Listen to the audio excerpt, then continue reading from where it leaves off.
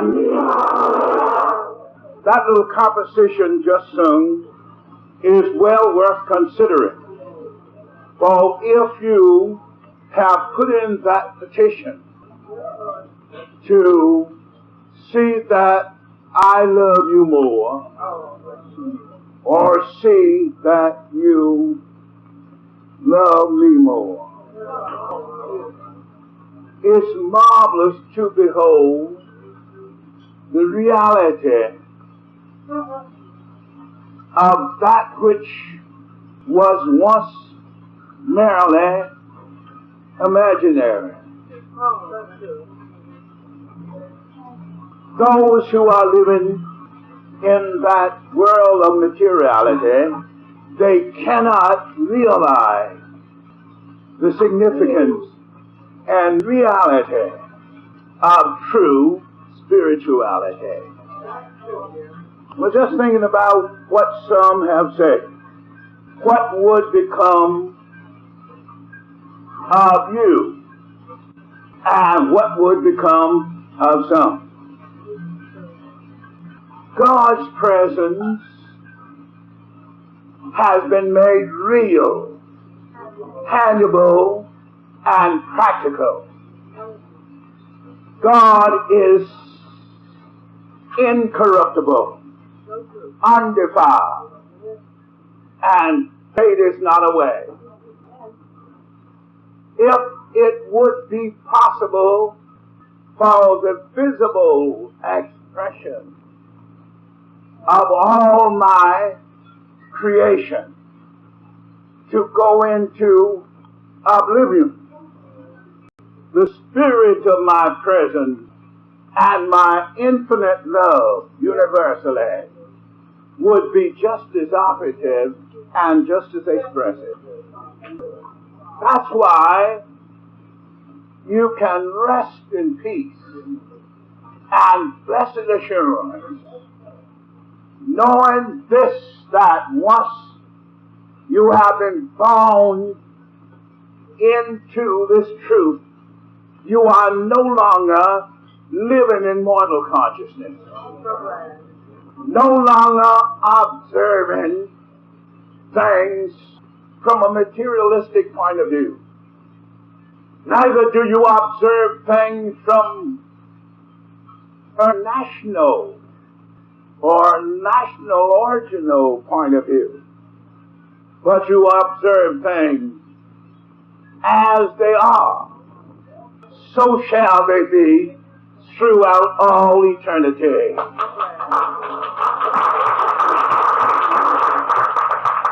When I brought you into this great at-one-ment by the unity of the Spirit, of mind, of aim, and of purpose, it's a matter of impossibility for you to be divisible. The unity of the Spirit, of mind, of aim, and of purpose have united you together so effectively. It's a matter of impossibility to be severed.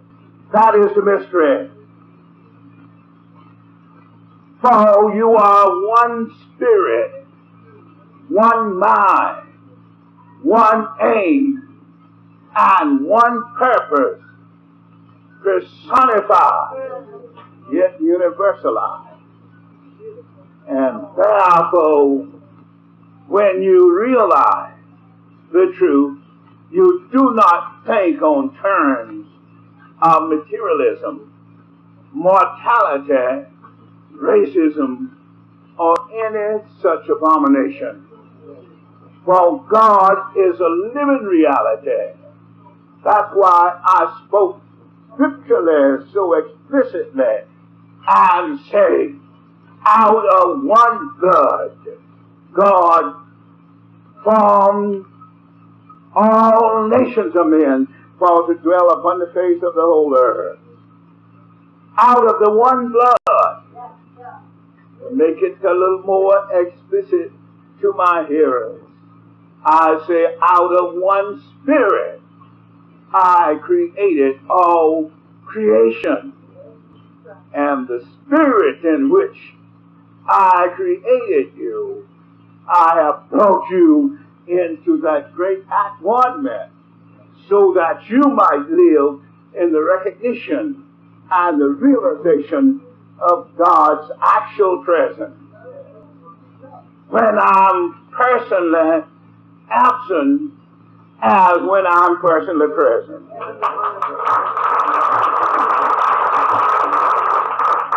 And this is the mystery. No man can tell you better. Oh, the spirit of the consciousness of the presence of God is truly the source of all supply. And it will, as it does, and eternally shall satisfy every good desire. My adherents in Europe, Asia, Africa, and Australia, and in all of the South American countries, whatsoever they assembled together, believing sincerely, conscientiously, and evangelically, as I have wrote you together here, you are living the abundant life. I say you, for you are they, and they are you.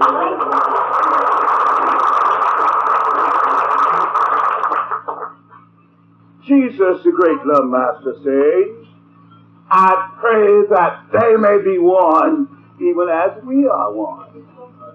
We are happy to show and to assure you, you can be so united together. It will be a matter of impossibility for it to be severed in life or in what man would call death. God is the same and just as operative and just as expressive. Aren't you glad? Therefore, as you are conscious of my presence and know I'm everywhere, it's one eternal Merry Christmas and one eternal Happy New Year.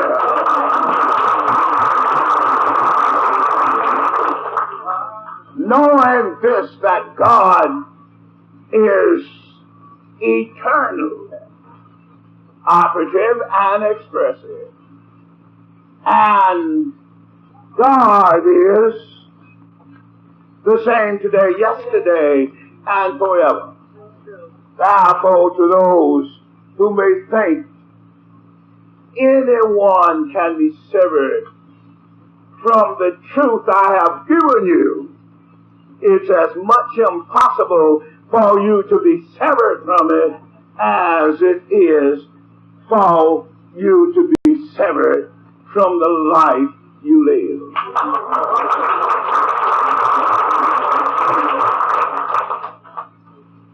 It's a privilege to know that you are shaped and fashioned and formed out of the words I have spoken. My words are spirit and they are life. They are incorruptible and undefiled. And you have become to be the reproduction and the personification of that which I have spoken. Aren't you glad? Then I say it's a privilege to live in such a conviction where you are conscious of God's presence. And the consciousness of God's presence is not a supposition. It's not something just imaginary. No longer a vision. No longer a dream. God is real. Real. Real.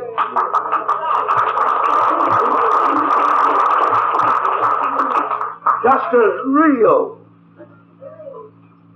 invisible, as anything you have seen. Just as real, visible as anything you have not seen. God is the same, invisible and visible.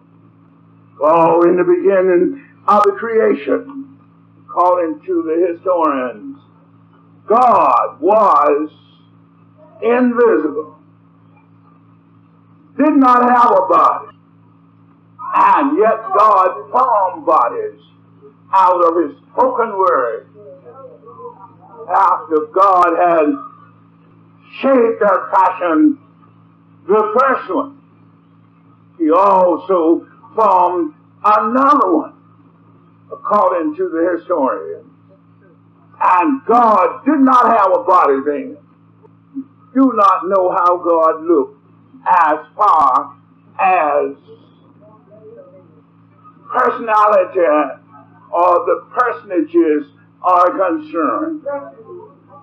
At that time, God was not seen. God was invisible. But God was as real as He is visible. God is the same, visible and invisible, tangible and intangible, just as operative and just as expressive. That's why we can speak positive without fear of contradiction. Then I say, by composition, as a model for your consideration, original message I have given. The spirit of the consciousness of the presence of God is the source of all supply. While they are conscious of my presence, visible or invisible, tangible or intangible, God's presence will automatically satisfy every good desire. God is the same, invisible as visible as aforesaid. But to be conscious of God's presence, it makes the reality of God as operative and expressive as you are. God is as real as you are. Aren't you glad? Then I say, live in this recognition. And where you are conscious of my presence individually, severally, collectively, nationally, or internationally, or universally, or infinitely, I am making the consciousness of God's presence a living reality in every matter, from every angle, expressible to every individual and to all humanity universally.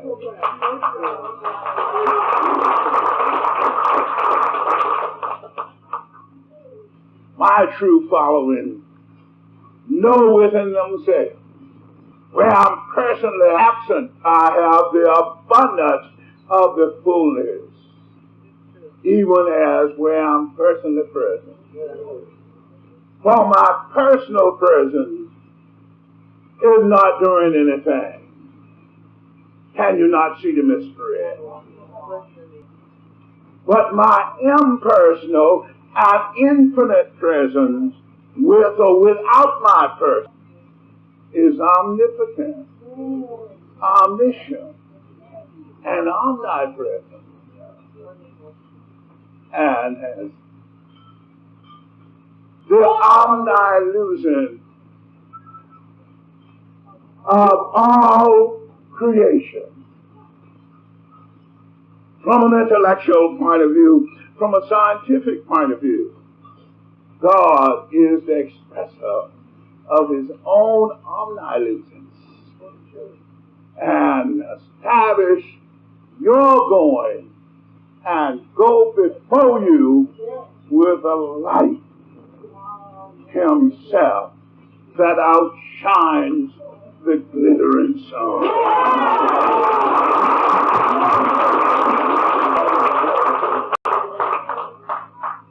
Now this is a wonderful place in which to live. I do not necessarily mean here geographically especially. But it's a marvelous place in which to live in this state of consciousness where God actually lives. And God to you is actually real. And you are conscious of God's actual presence as he was in the beginning of the creation. According to the theories and doctrines of the religions coming all the way down through the ages, and through Judaism, by believing in God as infinite and yet supernatural and yet natural, God said, let dry land appear. All who believe that God spoke into outer expression and into visibility the earth that was void and without form. You can speak in your own conviction that God is present ever and through eternity, can and will do the very same thing he has already done.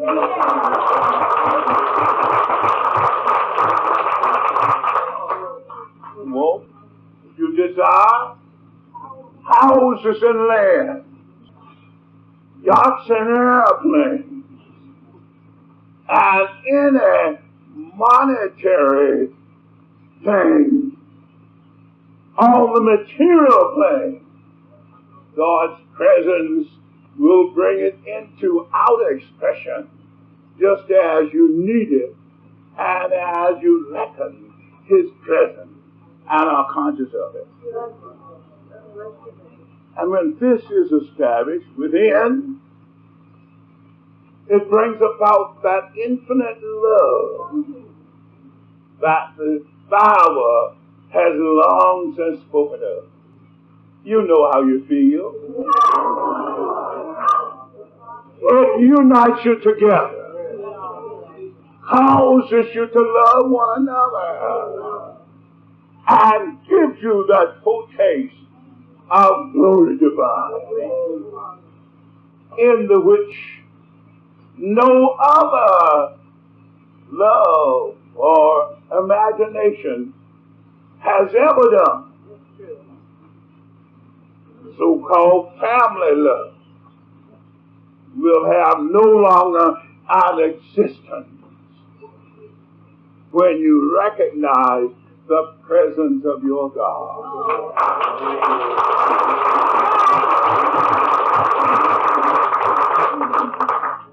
And with or without my personal appearance, I will be operative and I will be expressive in this eternal love once and forever. For each of you, one for the other. And it will be a matter of impossibility to be severed. For you are not united together by mortality's version, but by national origin, by racial abstraction, or any such cursed abominations But you are united together by my spirit and by my mind and by my love, which is incorruptible and undefiled. Something that fate is not away. That is not where you may think I may be personally. That is not where you may think I may go. I'm here throughout eternity to remain.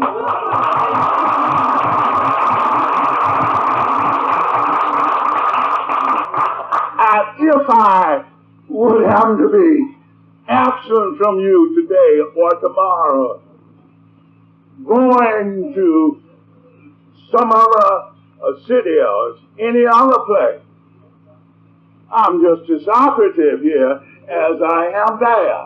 Just as expressive with the abundance of the fullness of consciousness of good. No space is vacant of the fullness thereof. Now, isn't this a wonderful place? To fix you up so you are the same today, yesterday, and forever. And you can always feel my omnipotent and omniscient presence with all understanding, as aforesaid, omniscient presence to unfold the mystery of all success and all prosperity. And yet you may not understand. You don't need to understand it.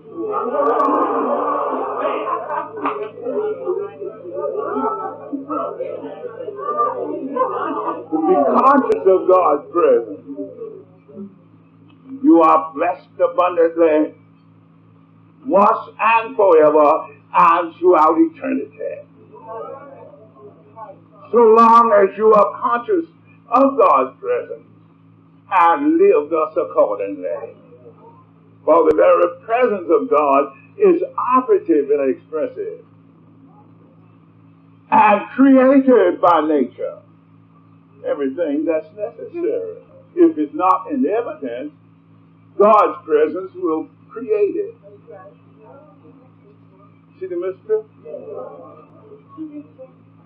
Create islands in the mid-sea where there was none. Aren't you blessed?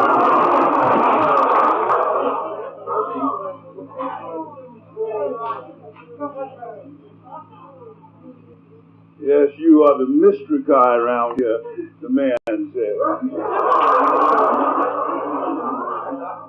Get fish and everything else you want where there is none. That's all right. He said that because he thought it was true.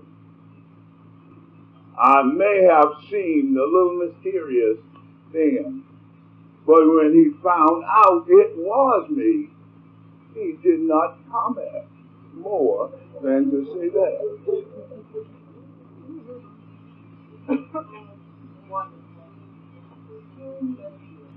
That was the Alton Sable about 30 years ago.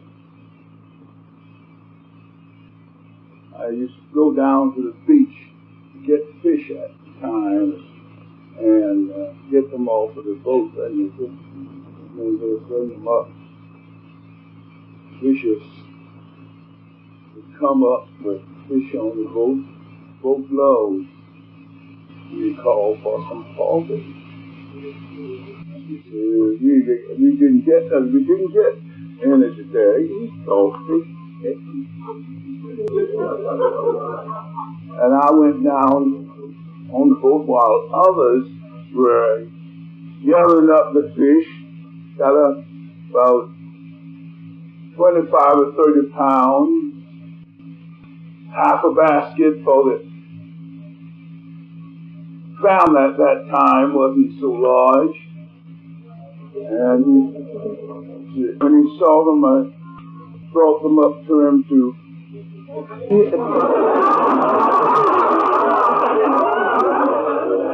and him the basket to weigh the fish. He said, where did you get all these bogus from? I said, I got them off of the boat. There was plenty of them down. Where is that? Oh, he looked up and he saw me. He said, oh, you're that mystery guy. Gets everything you want where there is none.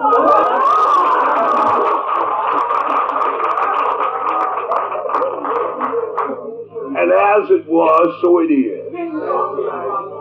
You have seen fish on the table today. They came for the comfort and convenience of you all. With the abundance of the fullness of all other delicious food, we have plenty of comfort and convenience. And we have plenty warmth in the home and hotel and dining room, so none need lack in God's abundance. Just as it is right here, so shall it be universally. If you live the life and take me along with you and be the same at my personal absence as in my personal presence, ever recognizing the ever and omnipresence of God, and be at peace with all mankind. Cast out of your system by casting out of your consciousness all preconceived prejudices, human tendencies of envy, malice, and strife. All of those detestable tendencies, that you may pray in my name, in Jesus' name, through which you came.